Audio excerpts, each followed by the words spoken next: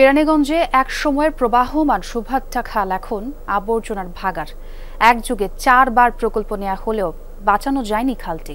তাই আবারও 317 কোটি টাকার নতুন প্রকল্প হাতে নিয়েছে সরকার। জুনে কাজ শুরু করবে সেনাবাহিনী। নগর পরিকল্পনাবিদরা বলছেন, বর্জ্য ব্যবস্থাপনা ঢেলে সাজানোর পাশাপাশি সংযুক্ত করতে হবে স্থানীয়দের, তবেই বাঁচানো যাবে খালটি। মাহফুজ মিঠুর ছবিতে শাকিল হাসানের রিপোর্ট। যমুনা ইলেকট্রনিক্স ঈদে ডাবল খুশি অফার সিজন 3, যে কোনো পণ্য কিনলেই পাচ্ছেন নিশ্চিত ঈদ উপহার। 2 দশক ধরে বুড়িগঙ্গায় নৌকা চালান আলতাফ আলী। সদরঘাটের ঠিক উল্টো পাশে কেরানীগঞ্জের ভেতর দিয়ে প্রবাহিত সুভাদ্রা খালে নৌকা চালানোর স্মৃতি এখনও তাজা আলতাফের মনে। আর এখন এত পরিমাণ আবর্জনা যে বৈঠা চালানোই কঠিন। নৌকা টলার নৌকা আইসি গেছি, সব সময় আইসি গেছি, বাজারে আইতাম যাইতাম, আবার আমি খোলা মরাতাম, হয়তো ওই কদমতলি পর্যন্ত এইগুলি আওয়া যাওয়া করতাম সব ওই শহর অঞ্চলে যাই মাছ ধরছি। নৌপথে রাজধানীর সঙ্গে একসময় কেরানীগঞ্জবাসীর যোগাযোগের সহজ মাধ্যম ছিল এই সুভাদ্রা খাল। বুড়িগঙ্গা থেকে উৎপত্তি সুভাদ্রা খাল কেরানীগঞ্জের লাইফলাইন। এই এলাকার পানি প্রবাহ আর পানি নিষ্কাশনের একমাত্র মাধ্যম ছিল এই খালটি।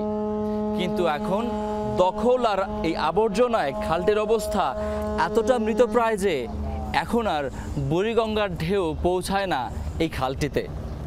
উৎস মুখেই বুড়িগঙ্গার সঙ্গে সম্পর্ক ছেদ হয়েছে সুভাদ্রা খালের, অথচ বুড়িগঙ্গা আর ধলেশ্বরীর সংযোগ রক্ষা করত সুভাদ্রা খাল। চর কালীগঞ্জ থেকে গোলামবাজার পর্যন্ত কয়েক শত গার্মেন্টস ও দোকান তৈরি করা হয়েছে খালের পাড় দখল করে। আবর্জনা জমে এমন অবস্থা যে হেঁটেই খাল পারাপার হওয়া যাচ্ছে।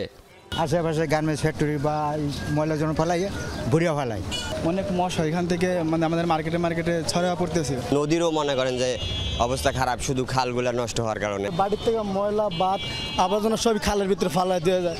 উত্তর সুভাদ্রা থেকে চিতাখোলা পর্যন্ত খালে পলি জমে ভরাট হয়ে গেছে, সেখানে ঘাস জন্মেছে। চিতাখোলা থেকে রাজেন্দ্রপুর পর্যন্ত খালটি খনন করে মাটি 2 পাশে ফেলে রাখা হয়েছে। বৃষ্টিতে সেই মাটি আবার ধুয়ে খালে পড়ছে, পানির চিহ্নও নেই।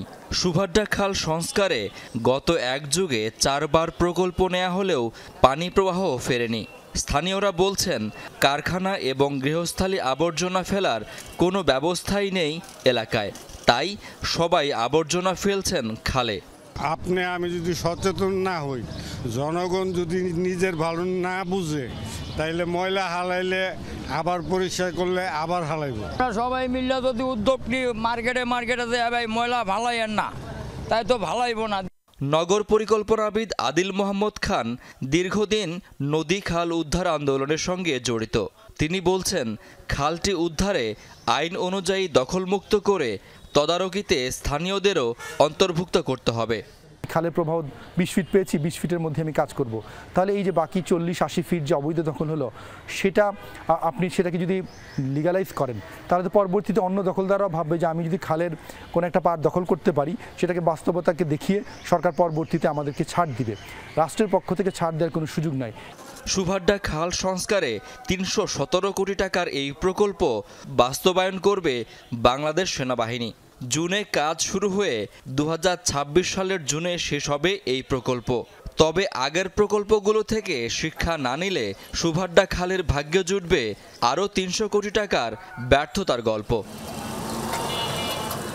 শাকিল হাসান, যমুনা নিউজ, ঢাকা।